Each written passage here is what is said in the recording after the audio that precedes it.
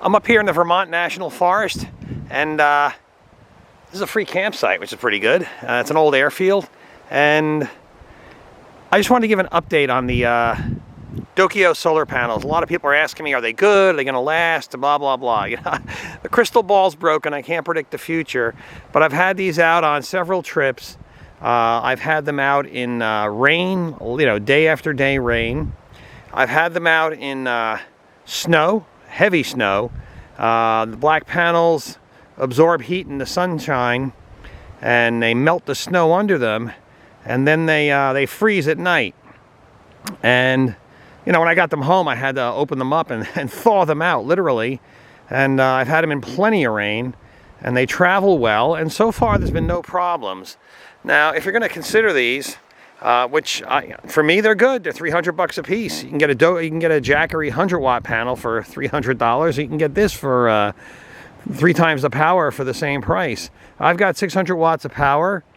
I'm using both Dokio controllers, and they're working quite nicely. Within a few minutes of plugging them in, I have the trailer up to 14 volts, which is pretty good. I just disconnected it from the car. It's at about 12.5, and they're toggling on and off. I really only need one panel today. I may disconnect one, but I wanted these to dry out because they were completely soaked from camping on Brian's farm, which was wonderful. And you know, I just want to dry them out a little bit, and they may as well generate sun while you're doing it. Very bad day for solar. Very cloudy. But it's about 9 a.m. It's about 10 to 9. And the Dokio solar panels are doing quite good. Let's just check the voltage. Okay, the voltage is at 13.52. So it's definitely charging. That would normally be down around 12 by morning, 12.5 in this time of year, and with what I'm currently doing. So panels are just doing great. If you're considering these panels, they come with the panel and this black wire. Where is that black wire? It's a black wire here that goes into the controller, and they give you another wire that goes into the trailer. I made some custom wiring on it. But if you're considering these, one thing I really recommend, well, 2 things I really recommend. One is I think this is 20 feet. It's a SAE connector wire. Often when I'm out camping, I have to take advantage of wherever the sun is when I'm in the forest, and this allows me to reposition it pretty far from the trailer. Yes, there's losses and resistance in that extra length of wire, but in my case it's really a good idea. Otherwise these panels would be right up against the trailer. I think the wire that they give you is like 10 or 12 feet long, and I need to be able to move them around and chase the sun. And just check your polarity when you connect things.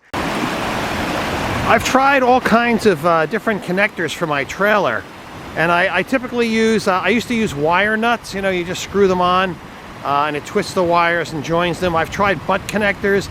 I've tried a lot of different things on my solar panels and in the trailer when I'm making connections. But so far, and I'm probably the last person in the world to discover this, this Wago connector is definitely a great connector. And what you do is there's a little black line here, and you strip the wire that length, and then you flip this lever up on each side. This is a 2 connector. They come in 3 and 5 connectors too. You flip it up, you slip the wire in, and you flip down this clamp, and it makes a perfect connection every time.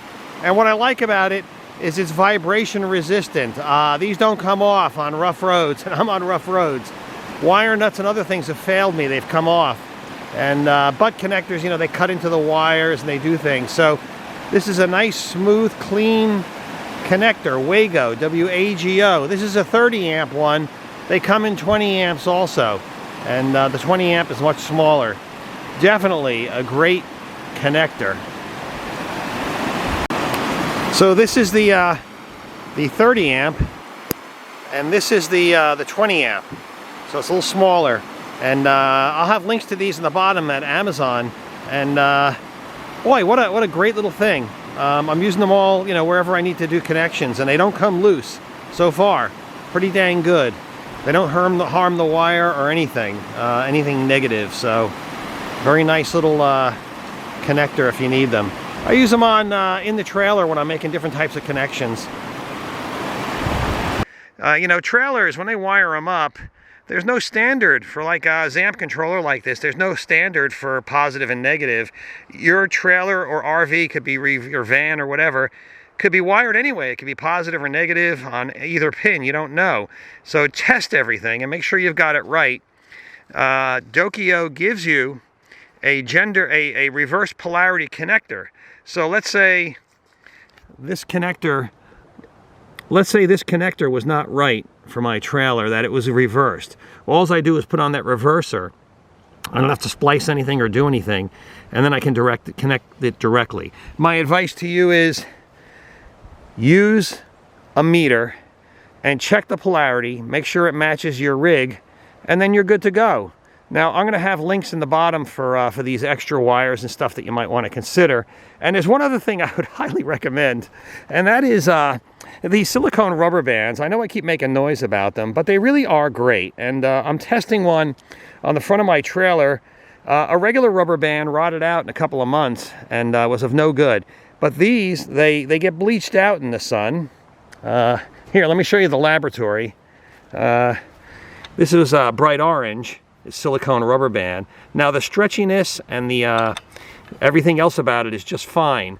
But this other one is all played out. It has almost no stretchiness in it, a traditional rubber band. And it's showing signs of deteriorating. Before the end of the summer, that'll be shot. But I have confidence in these silicone rubber bands.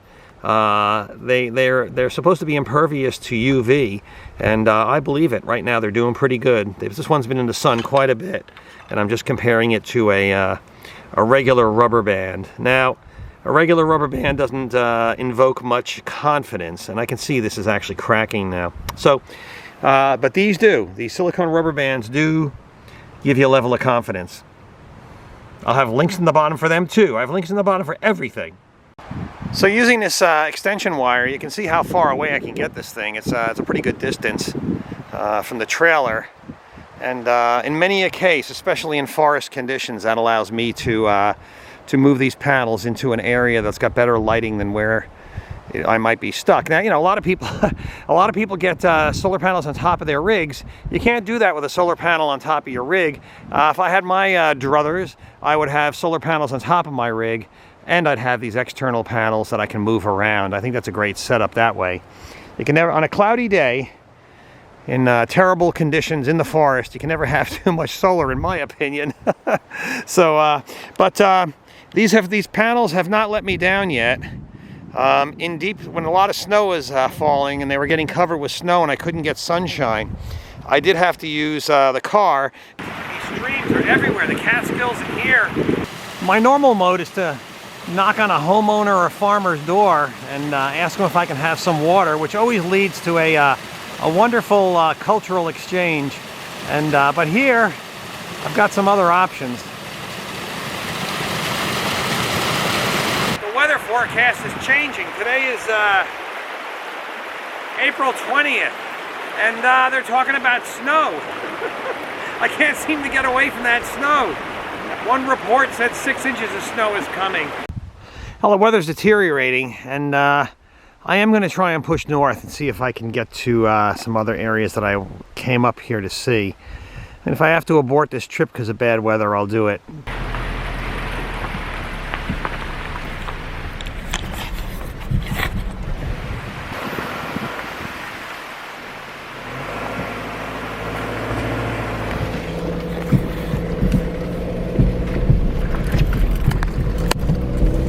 Not the best of roads.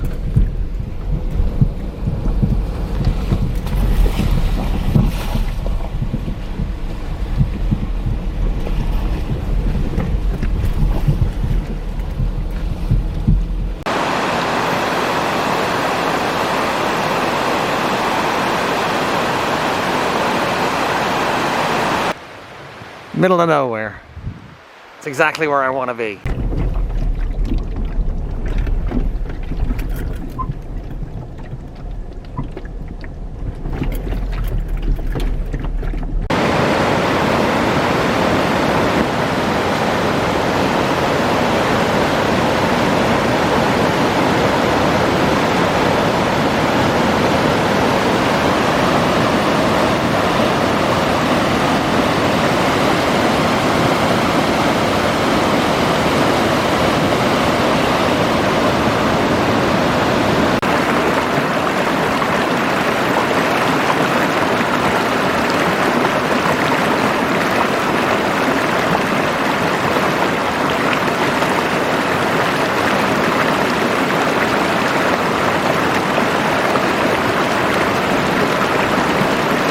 I've got a great campsite here, but I can't stay. The weather's taking a turn for the worse, and they're talking about maybe another half a foot of snow.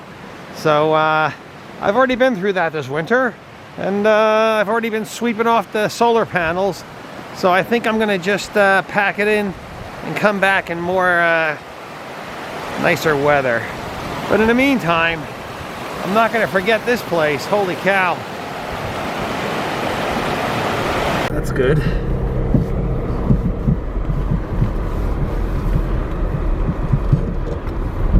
This is definitely deep woods. I've got several miles to go to get out of here. The weather conditions are turning pretty bad. They're talking about 6 inches, and I really didn't come prepared to ride this one out. I could survive it, but I don't want to ride it out.